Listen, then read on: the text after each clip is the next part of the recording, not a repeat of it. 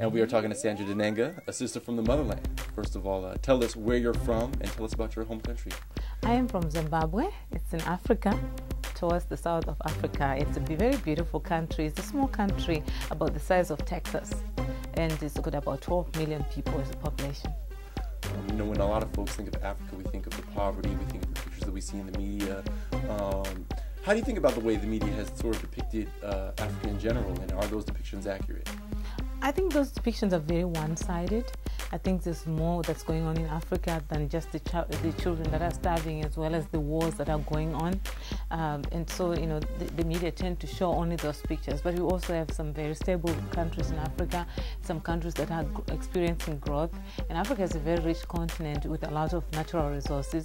And, there's a lot of opportunity there, I think, for people that want to do business. Yet there still are some significant issues going on there, one being the AIDS epidemic. Has that affected you personally, and what do you know about the situation in your home country specifically? Yeah, in Zimbabwe, it's a very serious problem. The death rate right now is about 5,000 adults are being buried every week, and most of these adults are in their childbearing age. So when they're buried, about 10,000 children become orphans, and they end up being taken care of by their grandmother or extended family. And so right now we have a population of about 2 million orphans, and very few orphanages and very little help from the international organizations from outside. Has the AIDS epidemic affected you personally? Yes, it has, and I've actually lost my baby brother to AIDS, and he had a little girl, my niece, and who is now an orphan. Then 2 years later, his wife also died from the same disease. And so, it's a very personal issue, and I think almost every family in Zimbabwe is affected. How has this affected you, and has that led you to do anything to try to help the situation? Absolutely. When I went home and, burying my brother and seeing the little girl, my niece, and just many other children right there in my village where I was raised in Wedza, I just, there was no way I could just get on the plane, come here and forget. And so it just moved me to want to do something, and I just decided to form an organization that is more structured, where people can actually, come and join us, hands together, and be partners, and we can go back and make a difference in these children's lives. Tell me about the organization. For Kids is a non-profit organization, and our mission is to help the children in Zimbabwe who have become orphans due to the AIDS disease. Some of these children have no AIDS, some of them have AIDS, but we want to try to provide them with shelter, safe housing, medicine, food, as well as make sure that they can go to school, provide educational support. And one of your main goals is also to build an orphanage. Yes, we want to go this year, 2007. We're very excited about this project. It's a huge undertaking. It's very aggressive, but we want to try to go and build an orphanage that can house 100 children, as well as have a well for clean water for them.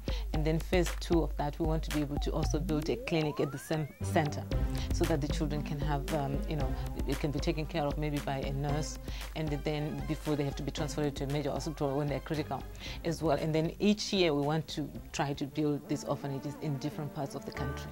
How long have you been trying to do this? What made you start, and how far along are you? And what's it going to take? How much do you need? What kind of help do you need? We've been rallying a lot of people here in the Atlanta area, but we want to go nationwide, and we've gotten a very good response right now. The budget that we have for the orphanage, for the first orphanage, is about $100,000. And some people think, oh my gosh, that's a lot. But I also think that with the right people and the right resources, if people could all bring their resources together, I'm not asking for a lot of sacrifice here. A little goes a long way, and we can make this happen. It's 2 million children. If we can help 100 children this year, and more in other orphanages, existing orphanages as well, we just have to do our part. For African Americans living here in America, of course, there are issues that we're dealing with as well. What do you think is the reason folks will want to participate? What's been your response so far? And what would be your words to folks to say, hey, help, give back to motherland? The response has been overwhelming. Of course, some people feel like, I can't give a lot of money. I just want to continue to let people know that a little goes a long way in those countries, because the US dollar is very strong, and you just add on to making this happen. So if $5 all you can donate, please donate. You go to our website at www.heartforkids.org, and you can go to the donate button. There you can donate online. You can send your checks to an address that is written at the bottom of the screen. Your country also has a dictator who's now ruling the country. That's political issues going on. Do you think that's going to cause any issues with your mission? And are there other organizations who are participating in doing things to help the orphans or to help the AIDS epidemic? Is this country getting a lot of attention, or the attention that it needs, you think, or deserves? I think the children need more attention, and that's one of the main goals of Heart for Kids, is to raise the awareness of the plight of these children here and to be the voice for those children. And so we just need people to realize that no matter what country a child is born in, every child matters and every child has a dream, and we need to go beyond the politics and publicity and popularity and reach out to these children. Okay, we're spending a few minutes with Sandra Denenga, founder of heartforkids.org. Yes. Any last words? Just to thank you so much for the time, and just to let everybody who is listening know that the plight of these children is a very serious matter. It's a disaster in itself. 2 million children is not a joke. We need to go out there, we need to rally together, we need to use our resources to go and help these children. Thank you.